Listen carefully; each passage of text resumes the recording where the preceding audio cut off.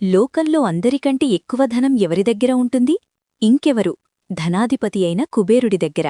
కాని అదే కుబేరుడు తన సంపద చూసుకుని గర్వపడితే సాక్షాత్తు ఆ మహాశివుడే అతనికి ఒక వింతైన గుణపాఠం చెబితే ఎలా ఉంటుంది?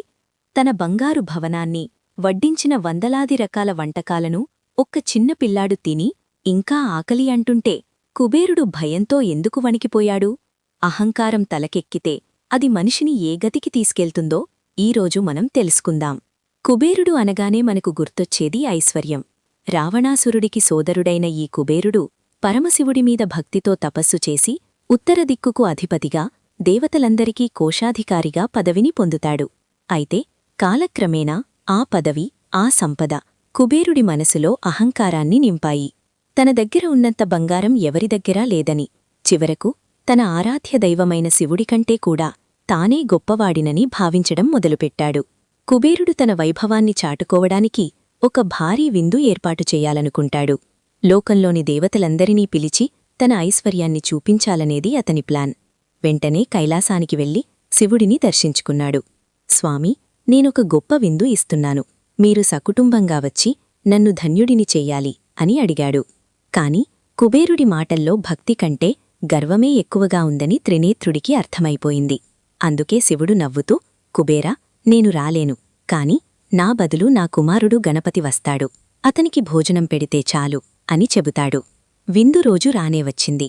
కుబేరుడు అత్యంత ఖరీదైన వస్తువులతో వేలాది రకాల పిండివంటలు చేయించాడు. బుజ్జి గణపయ్య వచ్చి పీటమీద కూర్చున్నాడు. వడ్డించడం మొదలయింది. ఒక్కో వంటకాన్ని ఆస్వాదిస్తూ తింటున్న గణపతి నిమిషాల వ్యవధిలోనే వందలాది మందికి సరిపోయే భోజనాన్ని ముగించేశాడు. ఇంకా ఆకలిగా ఉంది కుబేరా అని బొజ్జ గణపయ్య గంభీరంగా అన్నాడు. వంటశాలలోని ఆహారం మొత్తం అయిపోయింది. కాని వినాయకుడి ఆకలి మాత్రం తీరలేదు. ఆహారం మొత్తం అయిపోవడంతో వినాయకుడు పక్కన ఉన్న బంగారు పాత్రలను, అలంకరణ వస్తువులను కూడా మింగడం మొదలుపెట్టాడు. అది చూసి కుబేరుడి గుండె ఆగింది. స్వామీ, ఆపండి అని వేడుకున్నా, నా ఆకలి తీర్చలేనప్పుడు ఎందుకు విందుకు పిలిచావు కుబేరా? ఇప్పుడు నీ భవనాన్ని నిన్ను కూడా తినేస్తాను అంటూ గణపతి మీదకి వచ్చాడు. కుబేరుడికి అప్పుడు తెలిసింది, తన సంపద కేవలం ఈ చిన్న బాలుడి ఆకలిని కూడా తీర్చలేదని. ప్రాణభయంతో కుబేరుడు నేరుగా కైలాసానికి పరుగుతీశాడు.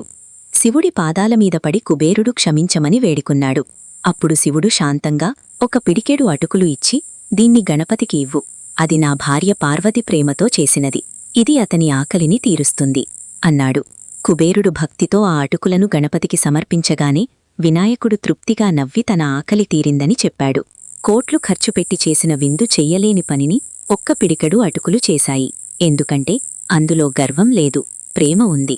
చివరికి కుబేరుడు తన తప్పు తెలుసుకున్నాడు. భగవంతుడి ముందు సంపద ఎంత ఉన్నా అది శూన్యమే అని, భక్తి మరియు వినయం మాత్రమే అసలైన ఐశ్వర్యమని అర్థం చేసుకున్నాడు. మన జీవితంలో కూడా మనం ఎంత ఎదిగినా ఆ ఎదుగుదలకి కారణమైన శక్తులను మర్చిపోకూడదు. అహంకారమున్న చోట దైవం ఉండదు. చూశారుగా, ఈ వీడియో మీకు నచ్చితే లైక్ చేయండి.